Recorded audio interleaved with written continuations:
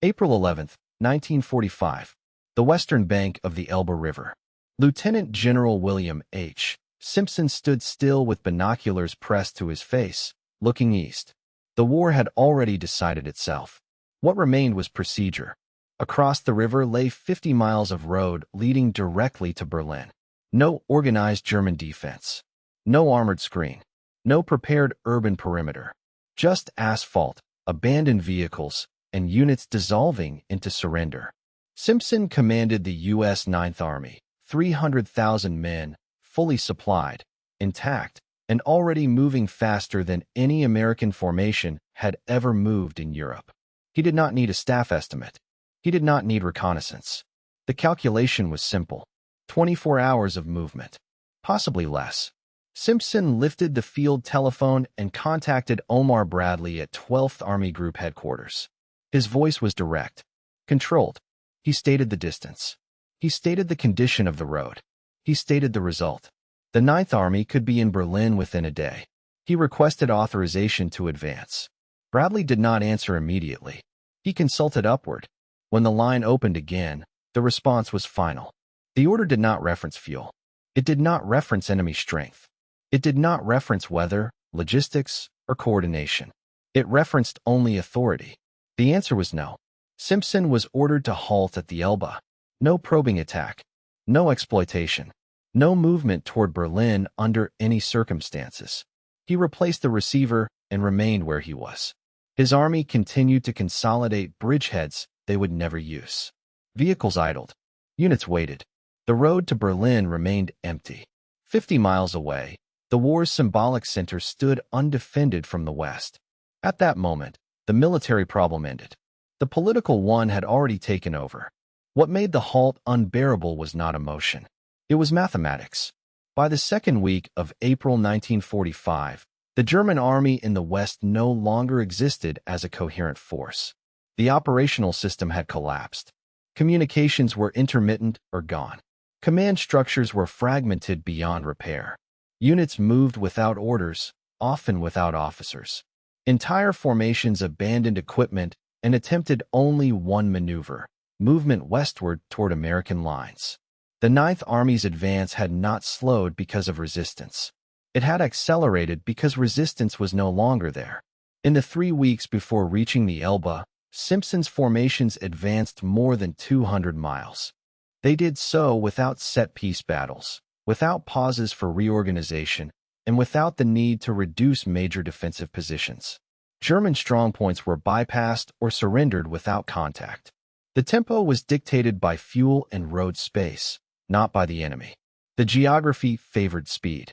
Central Germany offered open terrain, intact highways, and multiple river crossings already secured. The Ruhr had been neutralized. German reserves no longer existed to counterattack exposed flanks. Luftwaffe activity was negligible. American air superiority was total, but increasingly irrelevant, because there were no targets left to strike. Berlin itself was not a fortress from the west. Its defensive preparations faced east. The remaining German formations around the capital were oriented toward the Soviet axis of advance.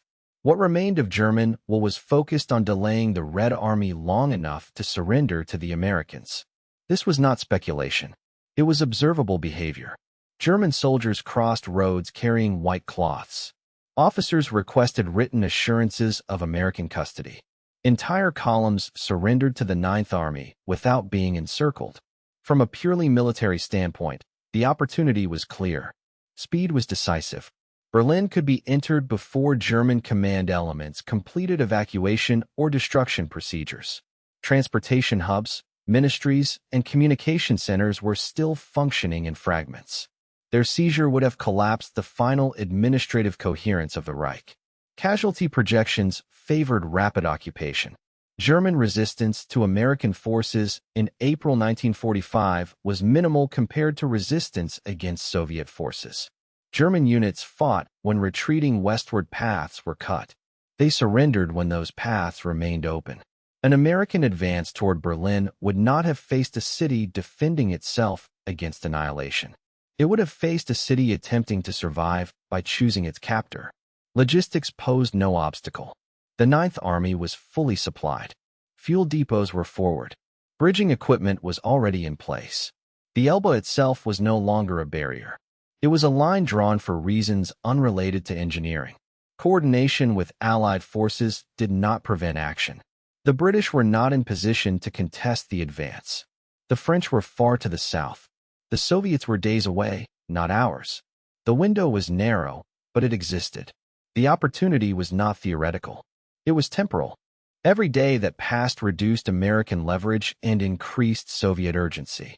Every mile not driven was a mile conceded by default. The Ninth Army had already won the race. All that remained was permission to finish it. That permission did not come. The opportunity closed not because it vanished, but because it was deliberately set aside. The warning did not arrive as protest. It arrived as preparation.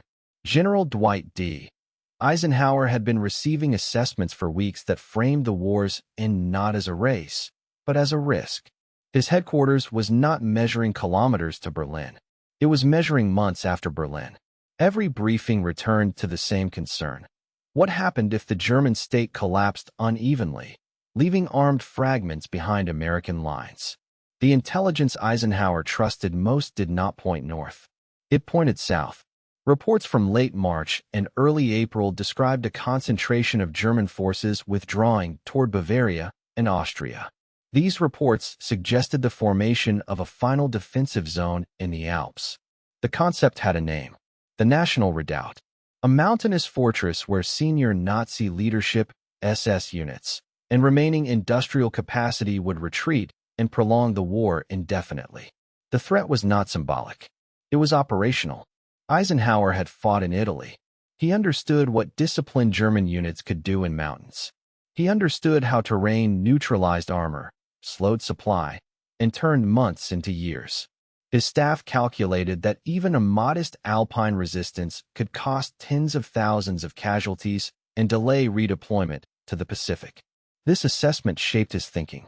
Berlin, in this framework, was not decisive terrain. It was already doomed. German surrender would come whether the city fell to Americans or Soviets. The redoubt, if real, would not. Eisenhower did not dismiss Berlin. He downgraded it. His decision-making reflected this prioritization. He directed American armies to destroy the remaining German field forces wherever they existed, not to converge on a single political objective.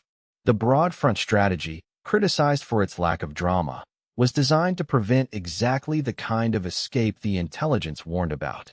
This logic clashed directly with the instincts of his subordinates. General George S. Patton understood momentum. He had built his reputation on exploiting collapse before it could stabilize. To him, Berlin was not just a capital. It was a lever. Control the city, control the settlement. Control the settlement, limit Soviet reach. Patton warned that whoever took Berlin would shape Europe.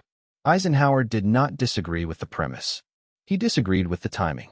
He believed that fighting the Soviets for position before Germany surrendered would fracture the alliance before the war officially ended. The agreements at Yalta defined occupation zones in advance. Berlin lay deep inside the Soviet zone. Eisenhower considered deviation a violation not of tactics, but of coalition discipline. To him, credibility mattered more than geography. If American armies seized territory promised to another ally, the trust required to manage demobilization, occupation, and post-war reconstruction would collapse immediately. General William H. Simpson did not challenge this logic. He documented conditions. He reported enemy weakness. He provided estimates. But he did not argue politics. That was not his role. His warning was implicit. If the order stood, the opportunity would not return. Eisenhower understood that as well.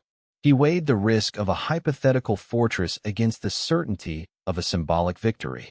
He weighed American casualties in mountains against Soviet casualties in a city already designated for them. He weighed short-term leverage against long-term alliance management. The preparation was complete. The framework was set. When Simpson called from the Elbe, Eisenhower did not improvise. He applied a decision already made. The warning was not ignored. It was overridden by a larger calculation. In that moment, military clarity yielded to strategic containment. The war would be ended cleanly. The peace, Eisenhower believed, would be easier to manage that way. The fact that the national redoubt did not exist would only become clear later. At the time, the warning felt sufficient. And once the order was issued, there would be no reversal. The overrule did not come as an argument. It came as a system closing ranks. Once the halt order was issued, it did not move through the chain of command as a negotiable directive. It moved as a boundary. Bradley enforced it without qualification. Simpson was not invited into further discussion. Patton's objections were acknowledged and set aside. The decision did not belong to field commanders anymore. It belonged to alliance management.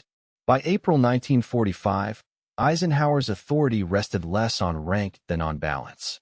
He commanded not one army, but a coalition held together by agreements made far from the front. Those agreements were already fraying. Trust between Washington, London, and Moscow was conditional and temporary. Eisenhower's role was to preserve it long enough to finish the war. The central constraint was political geography agreed upon months earlier. At Yalta, zones of occupation had been defined. Berlin, regardless of who reached it first, was assigned to the Soviet sphere. Eisenhower understood that occupying a city deep inside that zone would force a confrontation before Germany had even surrendered. He judged that risk unacceptable. This was not about courtesy to Stalin. It was about control of escalation. The Red Army was already committing massive forces toward Berlin. Their casualties were rising. Their leadership expected the prize they had been promised. If American forces entered the city first, Stalin would not withdraw his armies in response. He would reinforce. The result would not be negotiation. It would be collision. Eisenhower did not believe American public opinion would support a new conflict the moment the first one ended. He did not believe Congress would authorize confrontation over a city already allocated in writing. He did not believe his British allies, exhausted and exposed, could afford a rupture. This calculation narrowed his options. Bradley became the instrument of enforcement.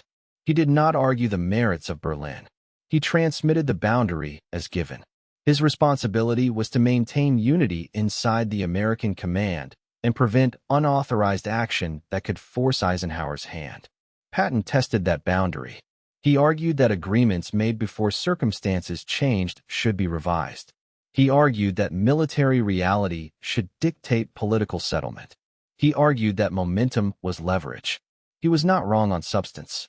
He was unacceptable on method. Patton's reputation made him dangerous in this moment. He was admired by his troops, feared by the enemy, watched closely by allies.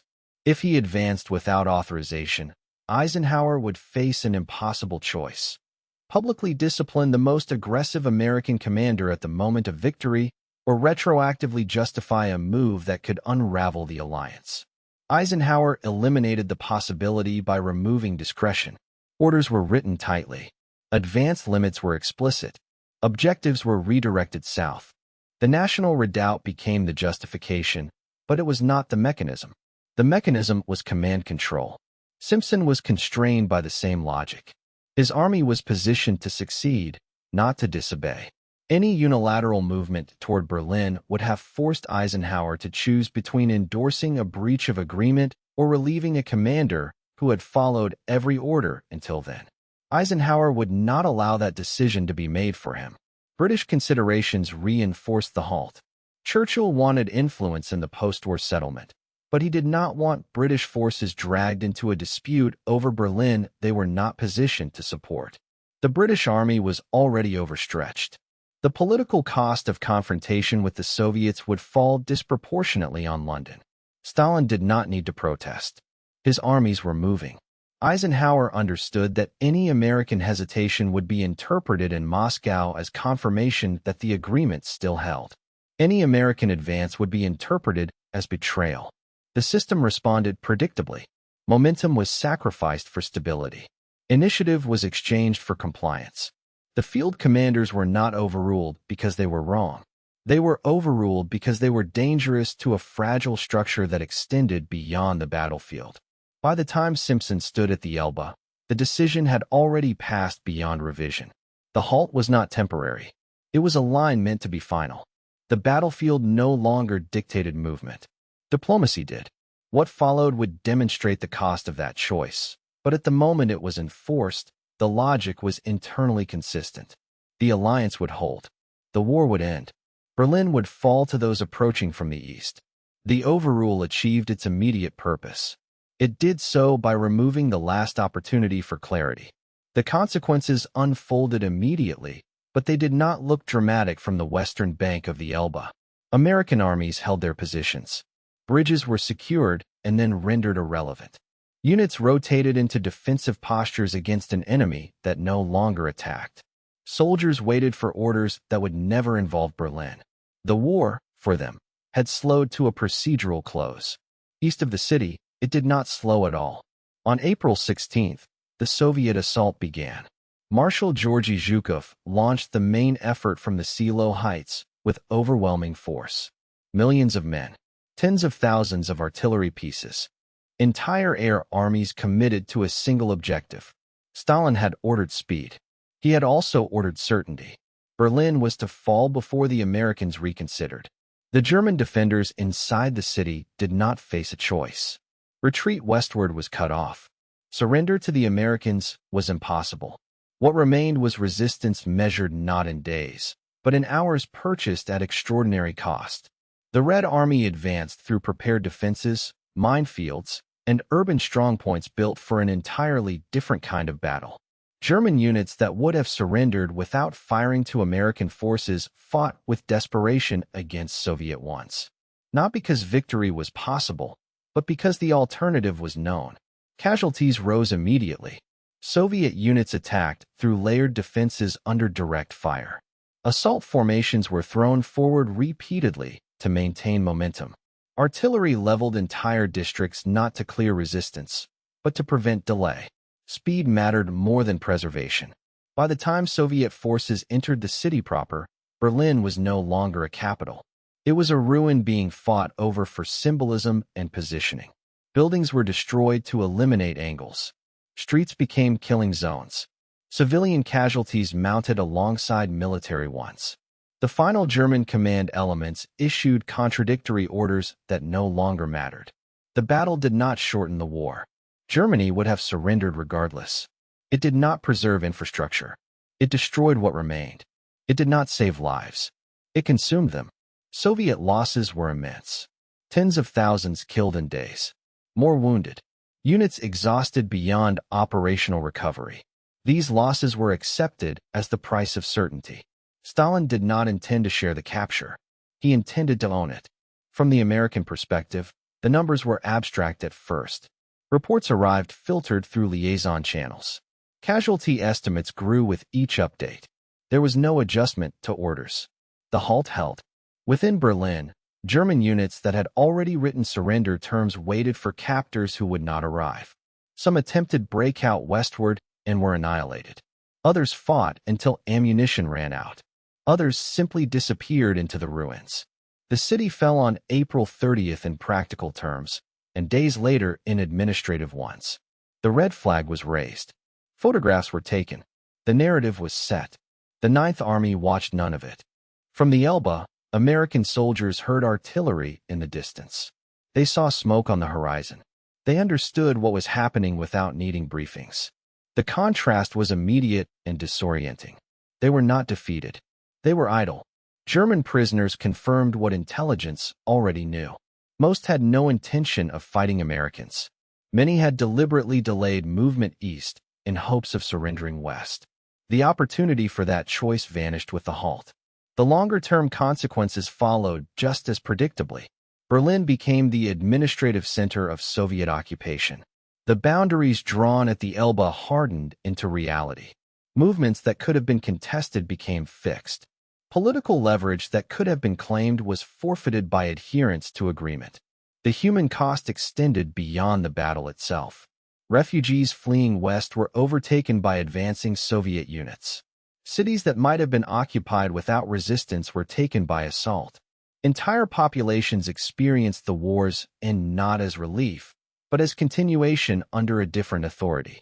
For Patton, the consequences were immediate and personal. His southern advance confirmed the absence of any Alpine fortress. German units surrendered en masse.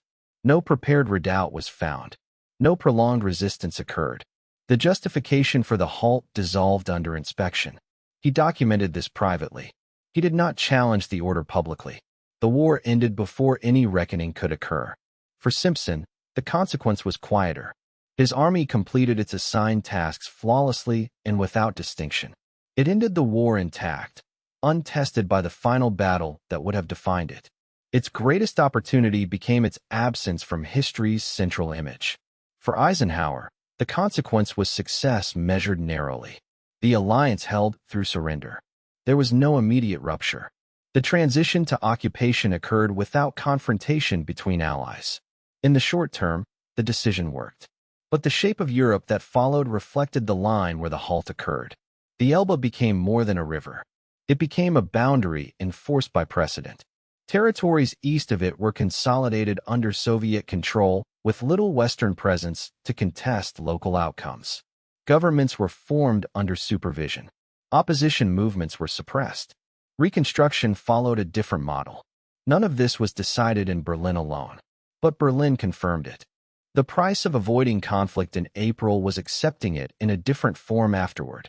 Not with armies advancing, but with borders closing. The American decision did not cause the Cold War, but it fixed its opening position. The consequence of restraint was not peace. It was division. That division began not with speeches or treaties, but with an order to stop 50 miles short of a city already lost.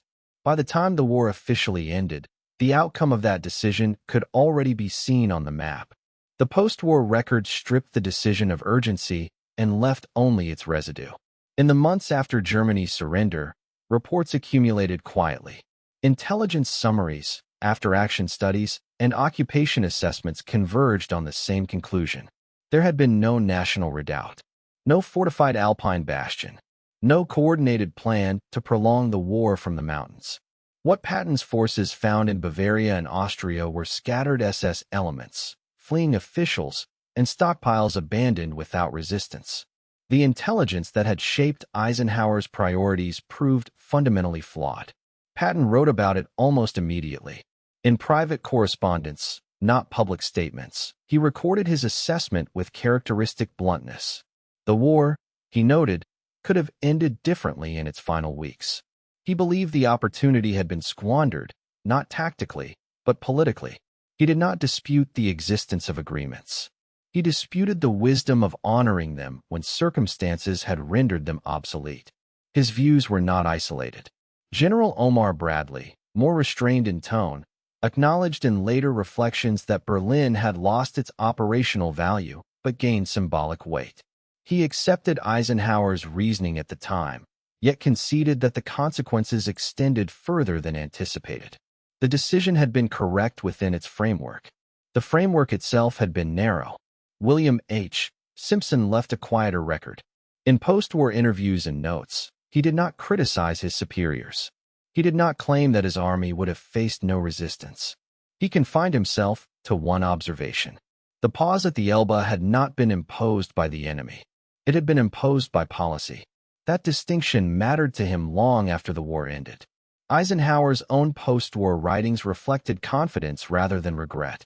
He maintained that the alliance could not have survived a breach at the moment of victory. He emphasized the need for order, predictability, and demobilization. From his perspective, preventing immediate confrontation had been the overriding requirement. The cost, he implied, was unavoidable. Declassified diplomatic correspondence later revealed how closely Moscow had watched the halt.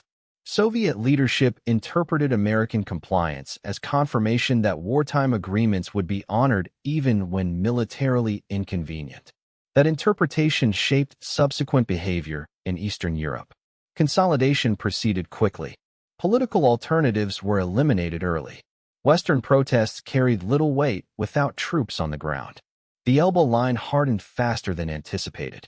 What began as a temporary demarcation became an administrative boundary, then a security frontier. Over time, it evolved into an ideological divide enforced by military presence. The American decision not to contest Berlin translated into an acceptance of limits elsewhere. No official review ever reversed the judgment. There was no inquiry into whether the halt had been necessary. The war had ended successfully by conventional metrics. Casualties ceased. Occupation zones were established. The alliance transitioned into rivalry without immediate violence. But historians later noted the asymmetry. One side paid the final cost in blood. The other accepted the final settlement. The post-war record does not accuse Eisenhower of error. It does not vindicate Patton as a prophet. It documents a trade. Certainty for speed. Stability for leverage. Agreement for position. Those who stood at the Elbe remembered it less abstractly. They remembered a road leading east that remained empty. They remembered hearing a war end somewhere else. In official histories, the decision appears as a paragraph. In memoirs, it appears as a turning point. In maps, it appears as a line that did not move. The record closes without drama. The order was obeyed. The war ended. Europe was divided. Nothing in the documents suggests surprise afterward. Only recognition.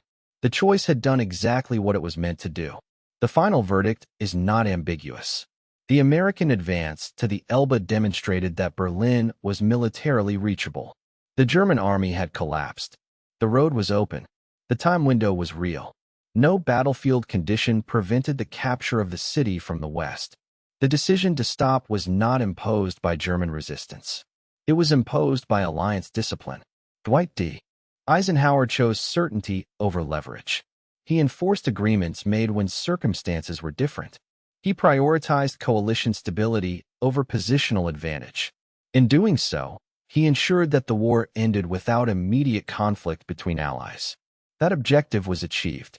What followed was equally clear. The absence of American forces in Berlin allowed the Soviet Union to consolidate control without contest. The city became the anchor of an occupation system that expanded outward. The Elbe hardened into a boundary. That boundary endured. William H. Simpson obeyed orders and ended the war with an undefeated army denied its final operation. George S. Patton identified the strategic cost early and recorded it privately, without influence on policy. Their frustration was not about glory. It was about position. The intelligence that justified the halt proved false. The national redoubt did not exist. The Southern campaign confirmed it. By then, the outcome in Berlin was irreversible. The decision did not cause the Cold War. It fixed its opening conditions. Eisenhower's choice succeeded on its own terms. The alliance held through surrender. No shots were fired between former allies in April 1945. That was the intended result. The price was paid afterward. History records the fall of Berlin as inevitable. It records who entered the city as consequential. The difference between the two was determined not by combat, but by an order issued 50 miles short of the objective. The case is closed. If you want more investigations into decisions made far from the front lines, decisions that shaped outcomes long after the shooting stopped, subscribe to the channel and leave your thoughts below.